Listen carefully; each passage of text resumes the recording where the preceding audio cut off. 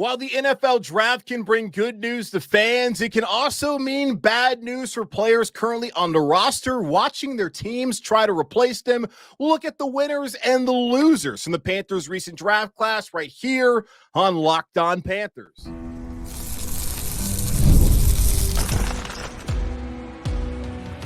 You are Locked On Panthers, your daily Carolina Panthers podcast. Part of the Locked On Podcast Network, your team every day. Welcome into another edition of the Locked On Panthers podcast, a part of the Locked On Podcast Network. I'm your host, as always, Julian Council, talking Carolina Panthers with you every Monday, Tuesday, Wednesday, Thursday, and Friday. Your team every day. That's our motto here on the Locked On Podcast Network. Subscribe or follow the show for free on YouTube or wherever you listen to your favorite podcast. And be sure to follow me, Julian Council, on Twitter at Julian Council, where on Fridays throughout the offseason, I'm here on the show answering your weekly Friday mailbag questions, either at me or DM me to get those questions into me for tomorrow's edition of the weekly Friday mailbag right here on Locked On Panthers. Today's episode is brought to you by Monopoly Go. I admit it, I have a competitive side, and it's a big fan of Monopoly Go, the mobile hit twist on classic Monopoly. So join your friends and download Monopoly Go, now free on the App Store or Google Play. We continue to break down the Panthers' 2024 NFL draft class. They took home 7 players here to Carolina, 1 in each round. Dan Morgan successfully being able to get a pick in each round, taking Xavier Legette out of South Carolina in the first round, Jonathan Brooks out of Texas in the second round, Trevin Wallace out of Kentucky in the third round. In the fourth round, they took Jatavion Sanders, also out of Texas in the fifth round, Chal Smith-Wade out of Washington State, Jaden Crumedy from Mississippi State in the sixth round, then Michael Barrett to finish things off in the seventh round, the winningest player all time at the University of Michigan. On today's show, let's take a look at the winners and the losers from the draft this past weekend. And none of the players that got drafted I'm looking at as a winner or as a loser. Now, yes, winner for sure. I'm not going to say that anyone is losing by being here in Carolina, but winning, they get an opportunity to be on an NFL team for the time being, at least for the guys drafted later on. I believe that Michael Barrett, everything I've read about him, he has a great chance to make this roster, and at the very least can be a special teams ace for this team. Jaden Crumedy, we'll see what kind of role he's able to carve out for himself, as there are some younger guys who played last year on the defensive line in Carolina, like a Nick Thurman, like a LeBron Ray, and even Raekwon Williams last year during the preseason, who showed some promise. So he's going to have to take those guys' jobs if he wants to make the active 53-man roster here in Carolina. And that's the big thing about the draft. We get excited about all the players that are coming in, but if you're on the roster and you play wide receiver, you play tight end, you play defensive line, you look at all the positions that were taken, you may be concerned about your future on your respective team. And I'm looking at a couple guys who are certainly in that category, but let's focus on the positive first and discuss the guys who really won after the draft took place this past weekend in Detroit. Number one, and I feel like he's probably the biggest winner of the offseason here in Carolina, and that's your quarterback, Bryce Young. Last year, he didn't have a chance.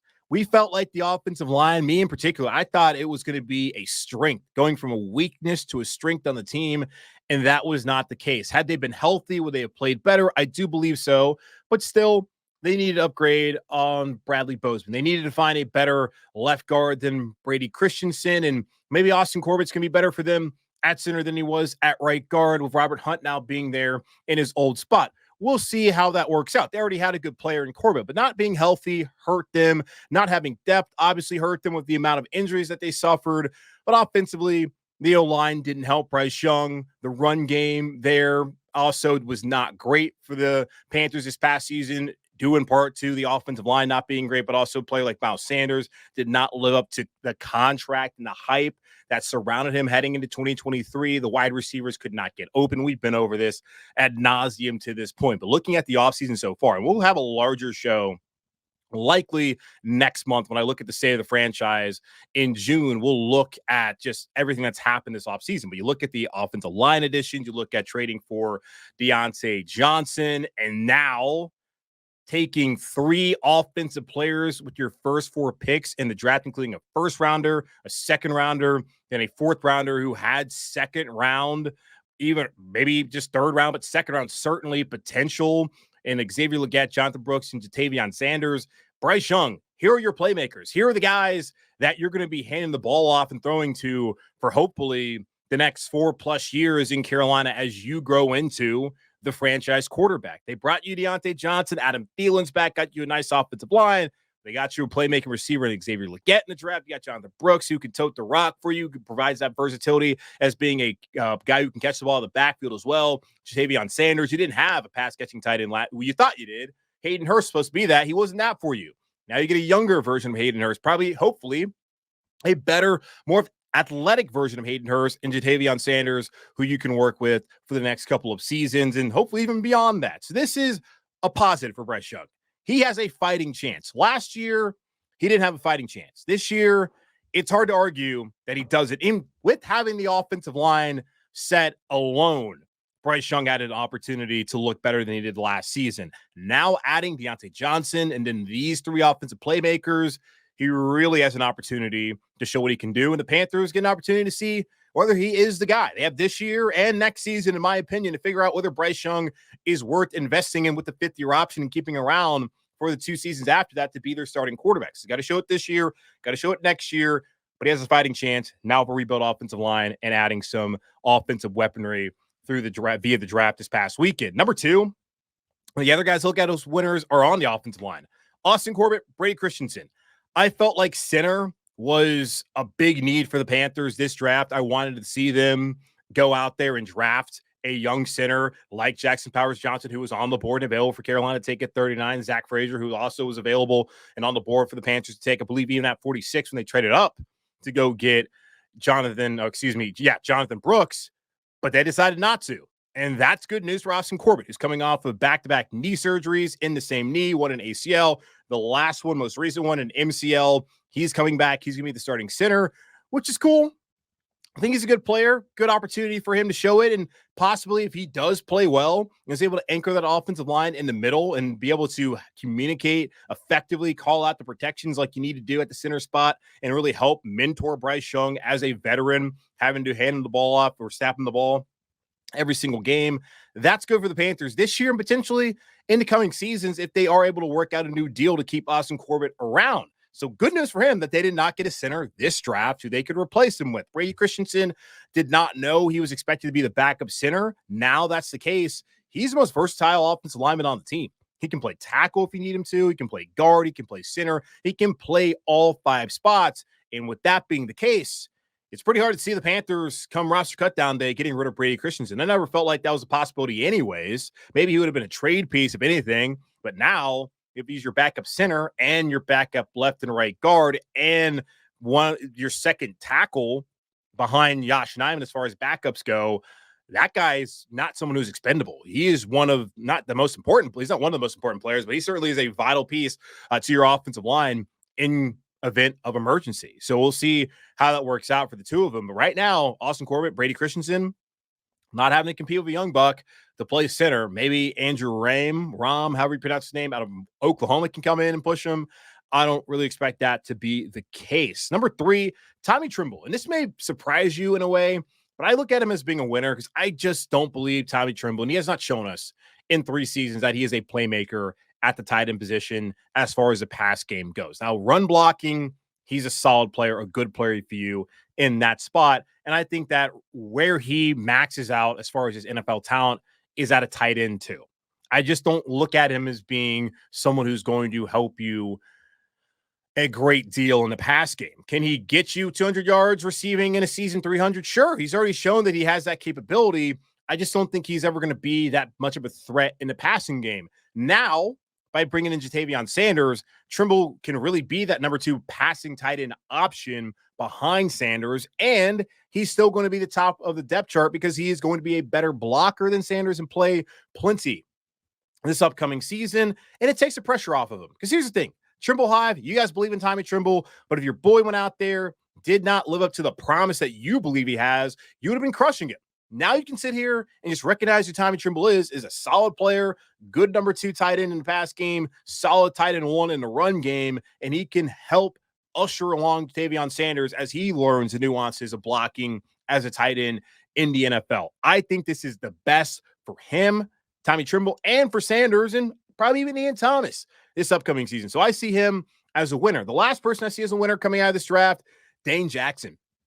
He was signed to potentially start at corner. He's going to at least get a chance to compete, but he was always going to get an opportunity to maybe start for the Panthers. They didn't draft a young cornerback. They had opportunities just like a center to draft Kool-Aid McKinstry out of Alabama or Cooper DeJean out of Iowa. They decided not to do that. They did draft Charles Smith-Wade. He's someone who projects to be more of a nickel than an outside corner, which is what Dane Jackson, as we know, also what J.C. Horn plays here in Carolina. So Dane Jackson doesn't have to worry about a young corner taking his job. They could still sign Stephon Gilmore, but as far as we sit here right now in early May, he's a winner post-draft as the Panthers did not sign him to a cheap deal and then go draft a player who they expect to actually be their long-term starting corner opposite of JC, who they just invested in with the fifth-year option on Friday. So those are the winners coming out of the draft this past weekend. Who are the losers? Who are the guys that now have to be thinking about moving somewhere else and having a reduced role and on their way out of Carolina? We'll talk about that here in just a moment on Locked on Panthers. We've all been there, either as a player or a fan. It's halftime and the scoreboard is not looking good. You're feeling low, not sure you or your team can pull out a win. That's when you dig deep, lift your head up and say to yourself, time to get back in the game, pull off some bank heists and take as much of my friend's money as I possibly can. And that's right, the Smash It mobile game Monopoly Go lets you compete with your friends to get the most riches and the biggest empire. It's a Monopoly you love, but on your phone, anytime, with tons of new twists, including leaderboards to compare your progress to your buddies. There's so much to do. Play on countless dynamic Monopoly boards. Make your friends bankrupt by smashing their landmarks with a wrecking ball. Charge other players rent for your iconic properties. You can even work with your friends to crack open community chests and in tournaments to get extra rewards and climb the leaderboard. So get back out there, put on your game face, and download Monopoly Go, now free on the App Store or Google Play. You may be happy about the additions the Panthers made this past weekend during the NFL draft, but I can promise you there's some guys on that roster right now in Carolina who they're not happy at all. They may be the biggest team guy once the season's going on, but right now they're upset. Their agent's upset. Their mom is upset. They are not happy about the situation they find themselves in heading into 2024. And part of it is it's a business. Football, yes, is a game, but it's also a business. And another part of it is it's kind of their own fault anyways, whether it's time and age or lack of production. There's a reason why Carolina, Dave Canales, Dan Morgan, now stepping into the lead roles here at the Panthers, felt like, yeah, we can do better than these guys currently on the roster. Talk about the winners, want to start the positives, but we've been talking about this since draft went on, what this means for this guy and potentially that guy as well. Let's get into the losers post-NFL draft here in Carolina. And the first two I can think of are Jonathan Mingo and Terrace Marshall Jr. Jonathan Mingo now knows how TMJ felt this time last year. Except Terrace actually had a right to be upset about the new coaching staff wanting to add a new wide receiver, whereas Mingo shouldn't be upset at all based off of what he did last season compared to what Terrace did in the final 11 games of 2022 when he ascended into that number 2 wide receiver role opposite of DJ Moore in that offense that was more ground and pound with a little bit of throwing with Sam Darnold as a quarterback, as the Panthers were right there, so close on the cusp of winning the division in 2022. Looking at the final 11 games in 2022, Terrace Marshall, 24 receptions, 460 yards, and a touchdown. Jonathan Mingo last year, during the entirety of his rookie season where he played in 16 games, 43 receptions, 418 yards, goose egg when it comes to touchdowns. So, yeah, more receptions, also more opportunities, less yards with those receptions. And that is the problem. Mingo may have caught the ball a couple times, and whenever he was able to get open,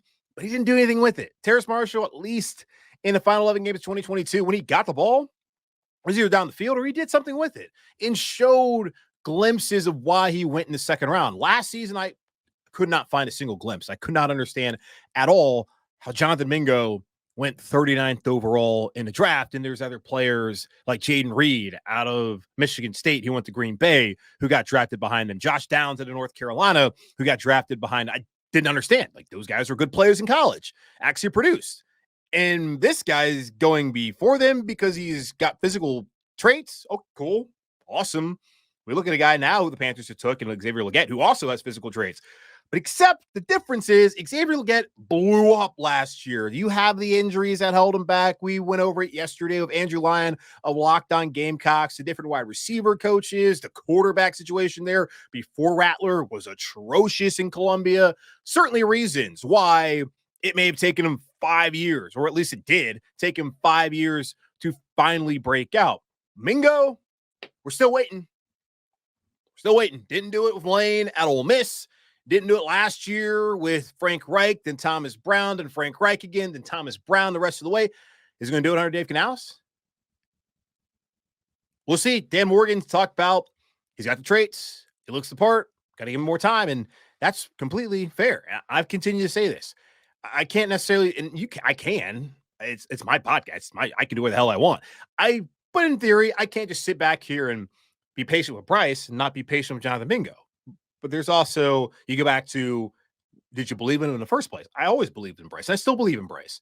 Mingo hated the pick and was justified in hating the pick based off of how he performed last year, and even more justified in hating the pick based off of how he played last year and the fact that Dan Morgan and Dave Canales have said, we can do better.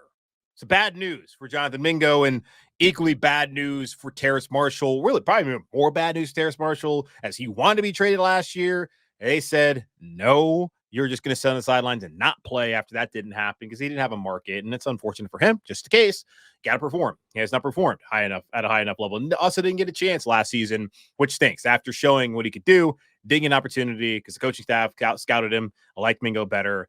And yeah, they were wrong there. And they honestly weren't all that wrong about Terrace after what we saw happen against Tampa in the final week of the season back in January. So those two guys, definitely losers coming out of this draft, with Xavier Legette coming in.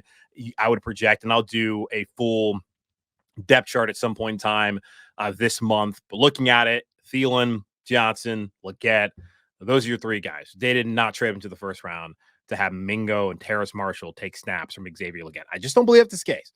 Also, the Panthers did not trade up into the second round to get a running back for that guy, Jonathan Brooks, not to play over Chuba Hubbard and Miles Sanders. Chuba, feel bad for him, was expected to be running back one, and that could still be the case. Y'all know me, federal minimum wage, use them, abuse them, lose them. I could do that with Chuba Hubbard. That's what I would be doing. I'd be running him into the ground this season. I would give Brooks plenty of touches, especially when it comes to the pass game. I would want him to touch the ball plenty of times, but really, I'm wearing out Chuba Hubbard's ass this year as my running back one. That's what I'm doing if I'm Carolina. I don't think that's what Dave Canales and this organization wants to do, because they traded up into the second round to get a running back, not a corner, not a center, not another wide receiver, or any of the positions we felt like they really needed to have early on. A running back, the top running back on the board, mind you, but a running back, because running backs matter here in Carolina. Everywhere else in the NFL, no. In Carolina, they matter. We'll see how that strategy works for them down the road. I do think Jonathan Brooks is a good player. I'm excited to see what he looks like once he's healthy. The health concern certainly should be there, but knowing that Chuba Hubbard is going into the final year of his rookie deal, that Miles Sanders, if he sticks around, get to that here momentarily, he's not going to be here next year. You can run those guys into the ground, preserve Jonathan Brooks, and then run him into the ground for 3 seasons, and let him go, rinse, repeat, do it all over again with a younger, healthier body. So Chuba, I'm sure he'll still get his opportunities, but they're going to be, I think, limited based off of Sanders being more versatile, and versatility being the big buzzword that Dave Canales used ad nauseum this past weekend. As far as Miles Sanders go, he could be out the door soon. We've had this discussion for a while now that the only reason he's on the roster is because it would have cost Panthers $2.7 million to cut him right before the new league year. They couldn't afford to do it. They were trying to open up some cap space, and they need to be able to sign their draft picks later on. They also need to sign some players that can help them, like Jadeveon Clowney later on, and maybe even Stephon Gilmore soon. They couldn't afford to lose that cap space, but they can't afford to cut bait post June 1, which is only going to cost them $7.4 million dead money. That's already money that's been spent. And then they save $200,000. Nothing at all, but it now allows Chuba and Jonathan Brooks to be your guys. And I still think Raheem Blackshear, as far as special teams goes, with the change in the rule, and Leggett is going to factor into this as well when it comes to kick return. He's a valuable piece for them. Raheem Blackshear is. Miles Sanders, I don't think so. And Dan Morgan, he says he is. He says we love Miles. We see a big role for him. He can do a lot for offense. He's versatile in the pass game, and he's a really good runner, so we're excited for him as well. They love Miles so much that they traded up into the second round to draft a running back in Jonathan Brooks. They see such a big role for Miles that they traded into the second round to draft a running back, Jonathan Brooks. He can do so much in their offense. He's versatile in the pass game, and they still traded up into the second round to draft a running back in Jonathan Brooks. It tells you everything. Actions louder than words. Something I live by. Cool. They can tell you all that they want to tell you. What do they do? He can tell you, honey, I'm not going to cheat on you. But if he cheats on you, can you trust him? He can say, I'm going to pay you back. But if he doesn't pay you back, do you really want him around you? If he says, I love Miles, but then drafts a running back, does he really love Miles? Do they really see him as being a big part of the offense? Probably not. The last person I look as a loser, but really, I don't know if that's necessarily the case. Shaq Thompson, Trevin Wallace is considered to be his replacement next year at that inside linebacker spot. Josie Jewell should be fine. You could argue anyways that this was going to be Shaq Thompson's last season in Carolina. So did it matter? They took a linebacker now or next year. Yes, no, maybe. So it's really up to what you believe was the right thing for Carolina to do. I don't hate them taking Trevin Wallace. He might not be a guy I'm super familiar with. That's why I'm going to try and get on Lance Dawes of Locked On Kentucky. We talked to him last year about Will Levis to break down what the Panthers are getting in Trevin Wallace, much like I did yesterday with Xavier Leggett talking to Andrew Lyons of Locked On Gamecocks. I don't know much about him. And some things I've read about him have been good. They've been bad. And that's just a mixed bag. That's what a lot of these reviews post-draft, these breakdowns are going to be. It's going to maybe take him a year, which he has a year to wait before he gets the opportunity. It may not be that big of a deal because Shaq is already 30, and after the season, if he doesn't play at a high level, like if he's not like a Pro Bowl type of guy, Carolina was likely going to move on anyways. So this is not that big of a deal for Shaq. It really may just point even further into the direction of this is it, the last dance. So there are the losers coming out of the draft. Take a quick pause. We'll come back and we'll think about some next moves for the Panthers as they continue to rebuild this roster during this 2024 offseason right here in just a moment on Locked On Panthers. It's playoff time in the NBA and NHL. Baseball's in full swing, and FanDuel is your place to bet on every game. Right now, new customers get $150 in bonus bets guaranteed. That's $150, win or lose. And I'm hearing reports that the Hurricanes, a.k.a. NC State Hockey, have advanced to the conference semifinal there in the Eastern Conference of the Stanley Cup playoffs. It's not the NHL playoffs. It's the Stanley Cup playoffs because hockey people are super anal about stuff like that. So you can go bet on the Hurricanes, a.k.a. NC State Hockey, to go win Lord Stanley Cup. And if they don't, well, you win $150. If they do, you win $150 and probably more.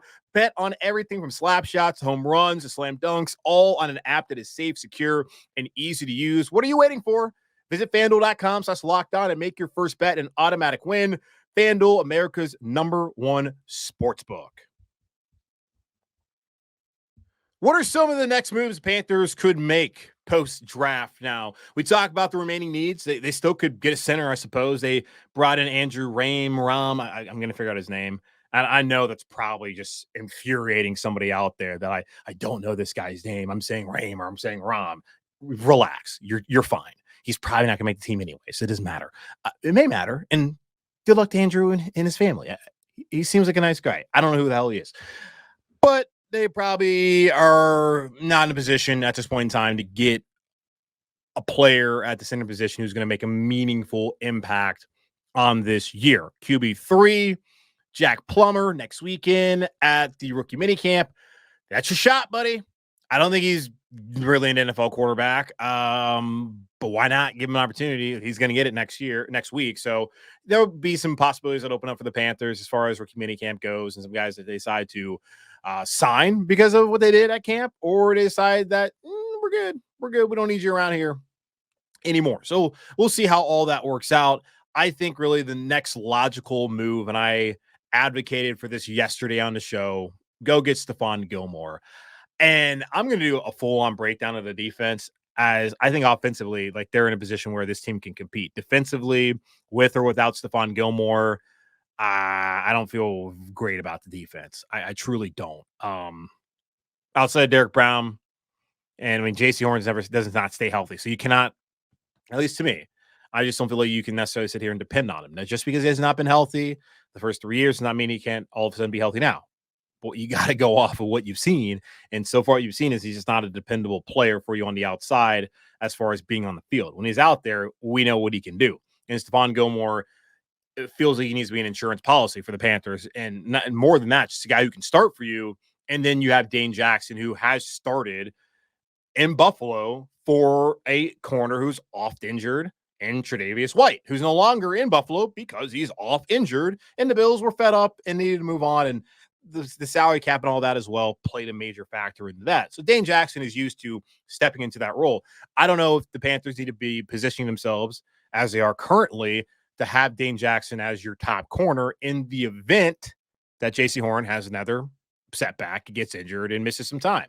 So Stephon Gilmore, they need to be aggressive in signing him. Go down the street, Dan, give him a cup of sugar, give him, I don't know what, give him some your mama's donuts, duck donut, whatever you want to do. Bojangles, give him bird dogs. We're not sponsored by Bojangles, but give him something. Make him feel like this is where you need to be. We'll see. If I'm Stephon Gilmore, and that's the thing about it, it's so interesting to me because these guys, Clowney wanted to be home. I don't know, because you had the Jets, who are pretenders but want to be contenders. You have the Ravens, who he was just with last year, who are obviously contenders. It's always interesting to me to see the decisions that these guys make later on in their career. Like Adam Thielen last year, or I guess at the end of the season, was talking about how he came here last year with the thought that this was a team that he felt like they'd get to the playoffs this past season, then compete for a Super Bowl, which to me is laughable now sitting back. But even had he said that last year, it's like, come on, man, that seems like a big step too far to believe that this team is like 2 years away from being a Super Bowl contender. Now, Bryce Young came out and played like CJ Stroud did, or if they got CJ Stroud potentially, that could have been realistic, because the Texans are probably telling themselves with the way they built their roster that they're going to be Super Bowl contenders this upcoming season. I still think they're pretenders because Patrick Mahomes exists and they play in the AFC, correct? But in the NFC, it's certainly wide open. And I do wonder, maybe Jadeveon Clowney, outside of just being happy to be home, sees an opportunity in Carolina where these next 2 seasons, if Bryce really clicks with a new offensive line, these new weapons, that this is a team that can rise up. Oh, my bad. I can't believe you said that. No Falcon stuff up here. A team that can step up, is at work, and be contenders in the NFC South, where there's still questions about Baker is not going to have Canales this year. He still has his weapons. And then you look at New Orleans, what their situation is, Derek Carr, Atlanta, the mess they've made out of that with Kirk Cousins. And maybe they did something smart. I don't know. But the Falcons going to Falcon, and just hilarious, the whole situation of just doing Kirk Cousins dirty before he even took a snap. There was a door that could potentially be open here. So I just look at the move that they can make now to make things at least less nervy in the secondary is to sign Stephon Gilmore. Outside of that, I feel like they've done all that you can really expect them to do. Maybe add a punter for competition with Johnny Hecker. They already brought in a kicker and Harrison Mevis to compete with Eddie Pinheiro as an undrafted free agent. Not too many other moves that need to be made and I think can be made that are going to really make a difference on this roster. And even with Gilmore, I think it makes a difference as far as the depth in that corner room, the talent in that corner room. Defensively, I still have some serious questions about that unit overall, which I'll get into at some point in time here in the near future. But that's going to wrap up this edition of the Locked On Panthers podcast, part of the Locked On Podcast Network, hosted by yours truly, Julian Council. Again, y'all subscribe or follow the show for free on YouTube or wherever you listen to your favorite podcast. And be sure to follow me, Julian Council, on Twitter at Julian Council, where on Fridays, as in tomorrow, I'm right here on the show answering your weekly Friday mailbag questions, either at me or DM me to get those questions into me right now. Don't wait. at me, DM me, follow, get those questions in at Julian Council on Twitter. But in the meantime, be safe, be happy, be whole. As always, keep pounding, and I'll talk to y'all on Friday.